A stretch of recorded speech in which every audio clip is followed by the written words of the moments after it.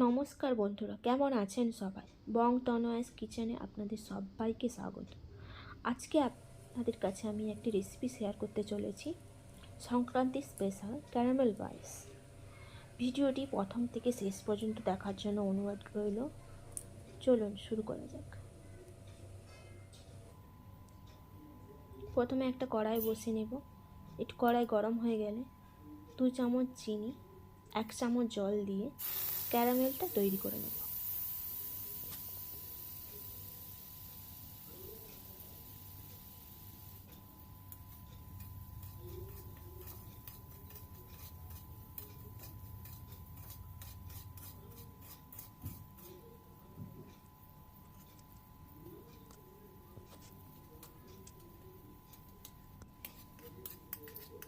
ক্যারামেলটা তৈরি হয়ে গেলে ব্রাউন কালার চলে এলে এতে আমি দুধ অ্যাড করে নেব। আমি 1 লিটার দুধ ব্যবহার করছি। দুধটা ধীরে ধীরে দিয়ে নাড়িয়ে নিতে হবে, নাহলে তলাতে লেগে যাওয়ার চান্স থাকবে। আমি এখানে আমুল দুধ ব্যবহার করেছি, আপনারা যে কোনো প্রকার দুধ ব্যবহার করতে পারেন।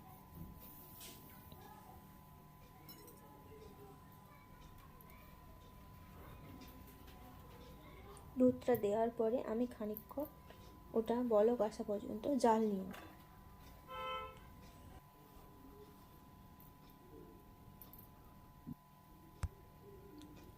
দুধটা বলক উঠে গেলে এর মধ্যে আমি 3টে এলাচ অ্যাড করে দেব ফ্লেভারের জন্য। এবার আমি এখান থেকে কিছুটা পরিমাণ দুধ তুলে নেব বাটিতে, কারণ আমি এতে আধা কাপ পরিমাণ গুঁড়ো দুধ মেশাবো।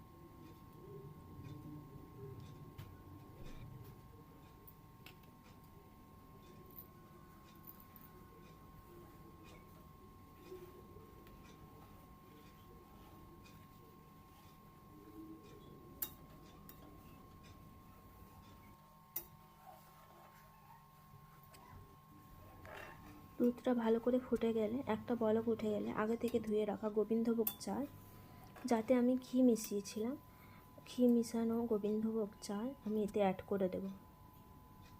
ঘি মেশানোর কারণ চালটা যাতে দলা না পাকিয়ে যায়, তার জন্য আমি ঘি মিশিয়ে রেখেছি আগে থেকে। আমি এখানে 1 কাপ পরিমাণ চাল নিয়েছি এবং এটা 2-3 ঘন্টা ভিজিয়ে রেখেছিলাম আগে থেকে। আমি 1 লিটার দুধের সঙ্গে 1 কাপ পরিমাণ চাল নিয়েছি।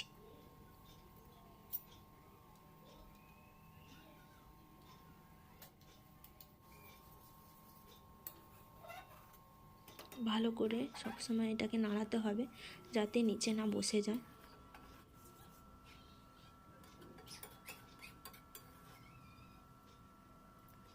তারপর আমি এখানে আগে থেকে মিশিয়ে রাখা পাউডার দুধের মিশ্রণটা এর মধ্যে দিয়ে দেব।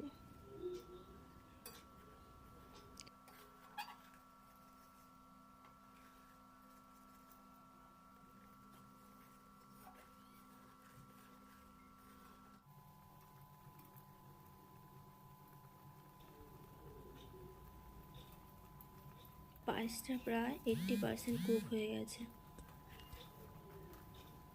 এরপরে আমি এর মধ্যে কিছু ড্রাই ফ্রুট মিশিয়ে নেব।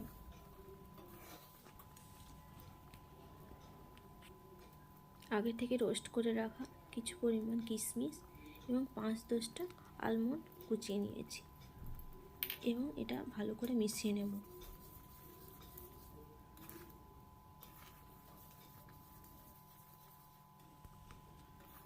বারবার এটাকে নাড়িয়ে চাড়িয়ে রাখতে হবে, যেহেতু আমি এখানে গুঁড়ো দুধের ফ্লেভার মিশিয়েছি, তাই তলায় লেগে যাওয়ার চান্স থাকতে পারে।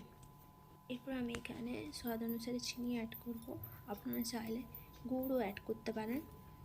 আমি এখানে 5 টেবিল স্পুন চিনি দিয়ে দিচ্ছি। তারপর চিনিটাকে ভালো করে মিশিয়ে নেব।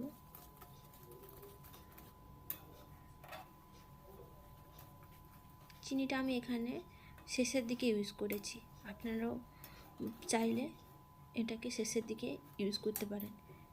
এতে কি হয়, ফ্লেভারটা ভালো করে আসে। এরপর একটুখানি স্বাদের জন্য নুন দিয়ে দেব।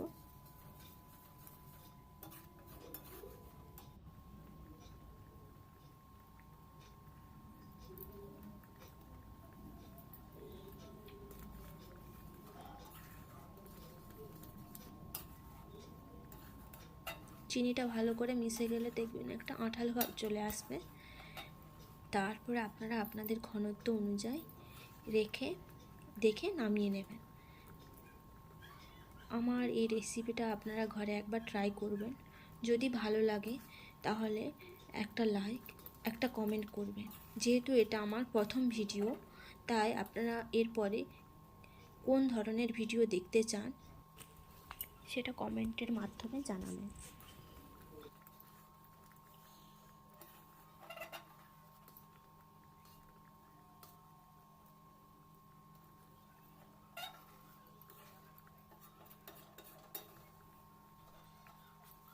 ভিডিওটি লাস্ট পর্যন্ত দেখার জন্য অসংখ্য ধন্যবাদ।